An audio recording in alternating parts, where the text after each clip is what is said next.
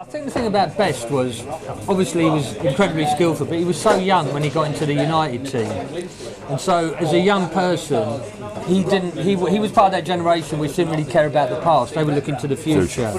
So when he played for United, he was more, and he started making money, and he started dressing in a way which reflected his generation. Yeah. I mean, he picked up on the sort of the fashions of the time, but you could tell that he knew what he was doing. He was putting it together really well. Yeah. He weren't just being given a load of stuff to put on. He put it on very well. He looked really good, and obviously had a big influence in fashion because he opened a couple of shops in Manchester. He brought it up with Mike Summerby, which is again Mike Summerby, as we found out later. Yeah. He also carried that interest right through. He's always had he's a shirt maker. And George, so again, George is like the first Beckham, isn't he? Yeah, really? absolutely. And the other thing as well, which I think is really important, one of the things we talk about in the book is that all these players that we're talking about who were fashionable were all flair players. Yeah.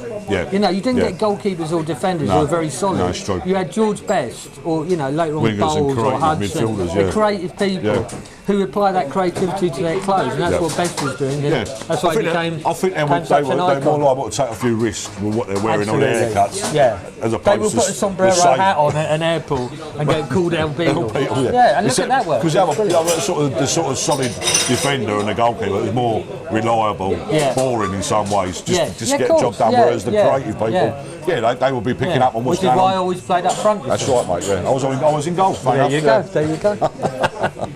I think he just basically crossed over because he looked so good. He had a great haircut. He was young. Well, he related to the fans, didn't he? And I think the media were picking up on him as well. The media was getting bigger, more interested in the game. And he sold the game. He was like Higgins, when he came into snooker. He was one of those players who took the game to the public. But I think the other thing as well about him was that his clothes were affordable. Yeah. If you were a fan of George Best as a Man United, not just a fan of George Best, you could look at him and think, I want that corduroy jacket, and be able to get it. Definitely. Today, you look at pictures of football and think, I really like that jacket, but I'll probably have to save up for about, 20 years to buy it. I say he was more affordable. Affordable and accessible. I mean, obviously the game took off massively in '66 when they won the World Cup. Do you think they won the World Cup? '66. It was definitely over the line. Definitely over the line. That was just the one. And the game went mad after that. And really, he was the focal point of the game for a lot of people. A lot of people didn't really understand. He went mad before that. Yeah, I mean, in '65 when he comes back after the Benfica game, he's the first footballer to be on the cover and the back page. It was definitely growing. But once that went big, a lot more people were in the game, and they went, you look great, you look fantastic. So the merchandise offers were coming towards him as well. But also the other thing you've got to remember is he was called El Beatle. Yes. Right? Yeah. Linking, this huge thing, the Beatles, popular culture with football. Therefore bringing the two together, joining the two together. So his haircut was obviously the same sort of haircut as the Beatles. But he was massive influence, wasn't he? Yeah, absolutely. We was in Doug Hewitt's shop, and well, it started before that, because I went to interview Mike Summerby. Do you remember we were trying to work out? We were trying to work out where Bobby Moore got his suits. And I interviewed Mike Summerby. You couldn't make it. No. And Summerby said to me that he shared a room with Bobby Moore. Went on England thing, and they were both, even if they came home off their tits at 5 o'clock in the morning, the room was still immaculate. And I said to him, where did Bobby Moore get his suits? And he said, Dougie Hewitt on Mount Street. So I called you, and we that afternoon, that very afternoon, went down there.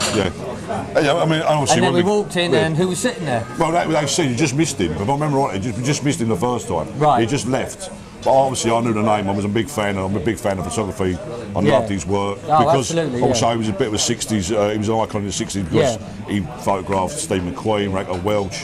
So he was a bit of a celebrity photographer. Sinatra. So celebrity. Francis Albert. A celebrity photographer, so I knew his work, but also I knew his connection with football because he sort of started taking photos. He was mates with Bobby Moore and well, he did that famous photo. Which is what I was, and then we said, she said, Aldi, remember Aldi saying, I can ring him, get him back, next day. And we come back next day, and there he was, and we started talking to him. And I think he liked us, I remember right, because basically we know we couldn't afford these photos. We couldn't get a budget. This is really weird, because I have a completely and utterly different memory of it. You would do. I thought we went there, we walked in, and he was sitting on the sofa. No, he wasn't there. Who was sitting on the sofa then? That was Aldi on the dog. You had the dog. No, it's in the book. I read it this morning in the book there.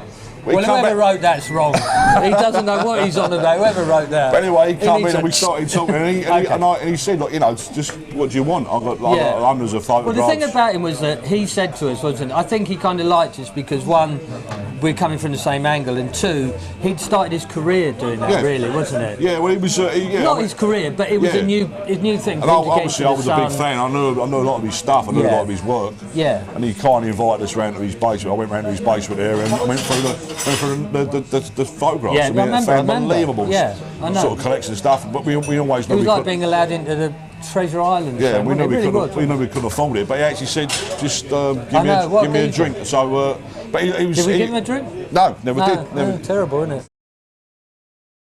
I think one of the most interesting things was when Vialli arrived at Chelsea with this kind of very sort of high-class Italian look, really, wasn't it? Yeah. V-neck cashmere jumpers, you know, brown brogues, that thing. I was quite taken by the fact that I think was it Dennis Wise who told us, who said, you know, he arrived and we looked at him and thought, my God, what's he wearing? And within 5 days we were all wearing. Where'd you get it? Yeah. Then they started wearing it. Yeah. And again, it was sort of that Italian high-end fashion. It's like Euro chic, isn't it? Really nice quality, very good quality stuff. Exactly. Quite simple, but very nicely put together. And also fits in with Chelsea, the Kings Road designer stuff. You know, the way Kings Road has become that. And of course, one of the big designer boys was Beckham, wasn't it? Yeah, well, I think Beckham was he's one of the reasons why I did the book, because obviously I saw Beckham as a latter day best, because he transcended the game. He was bigger than the game. And what he wore was very influential. His haircuts were very influential. And where he was picking that all up from, I just think he was just a sponge for it already. I mean, he was, you know, high-end fashion magazines. He was wearing whatever, you know. Designer gear, sportswear, but really nicely put together sportswear. Did you agree with my theory in the book that his clothes were actually trying to appeal to all levels of society? So 1 minute he was urban, 1 minute he's formal, 1 minute he's casual. You know, so he's tapping into. I don't think he was a calculator there when he started. But later on, I think he realised how much influence he had. Yeah. And of course, his profile went through the roof. Obviously, with Posh Spice getting